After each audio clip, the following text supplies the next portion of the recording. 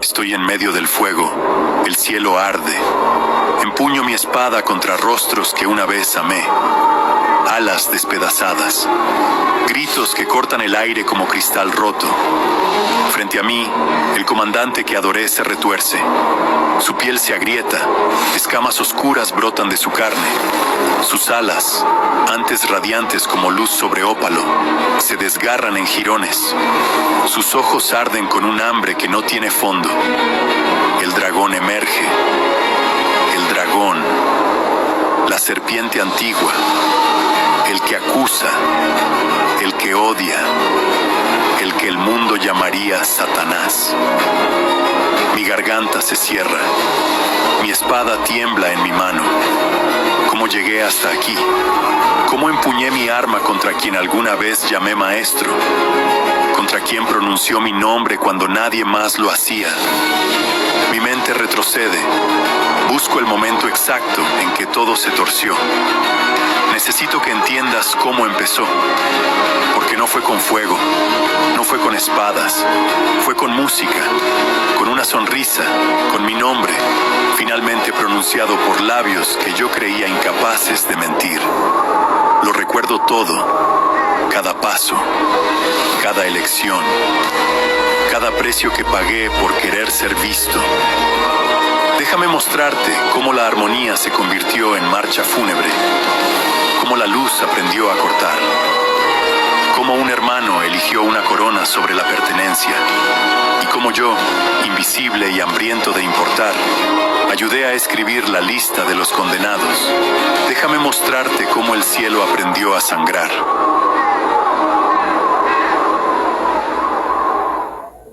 Yo era nadie, un ángel menor entre miles, sin rango, sin nombre que importara. Mi voz se perdía en los coros, mi rostro desaparecía entre las multitudes.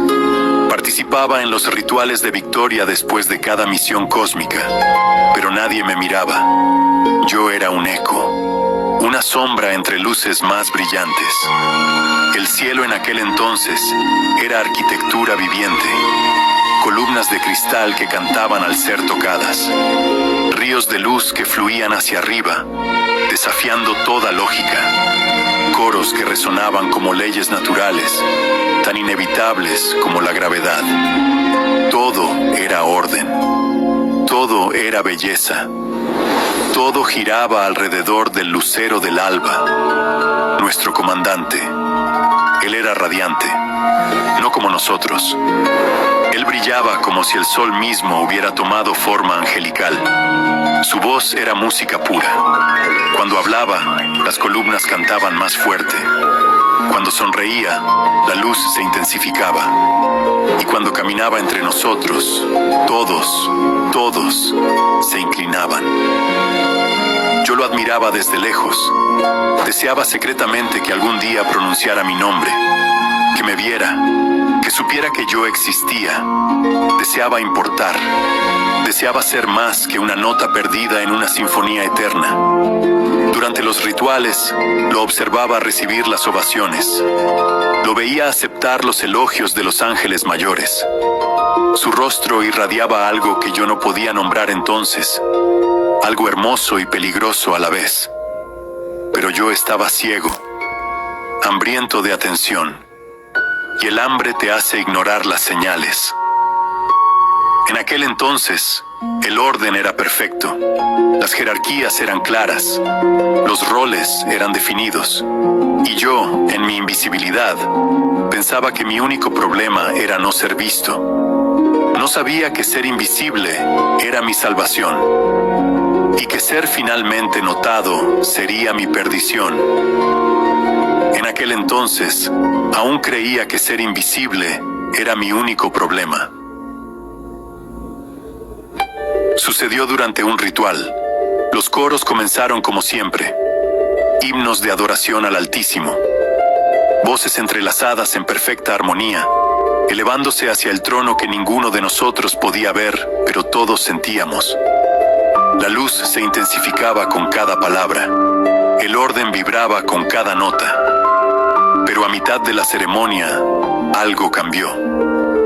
Las voces empezaron a entrelazarse con elogios al lucero, sutilmente al principio, apenas perceptible. El lucero del alba, reflejo de la gloria divina, luego más abiertamente.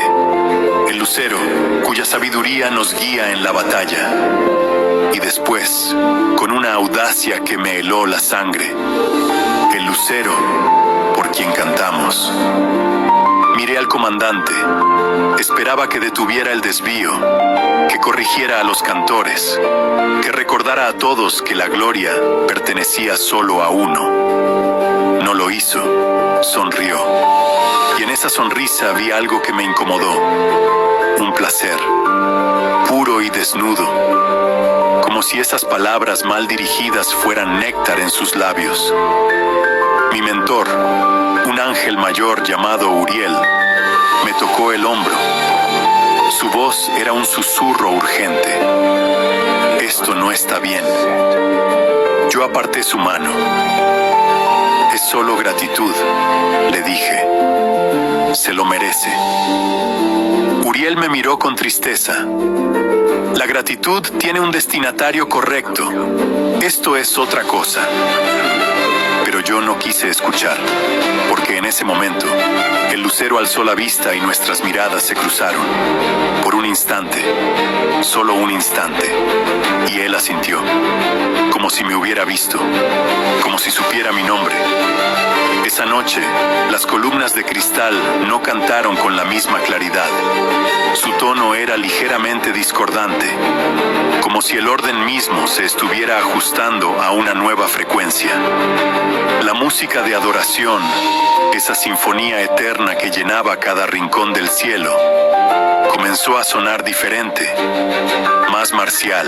Estoy en medio del fuego, el cielo arde. Empuño mi espada contra rostros que una vez amé.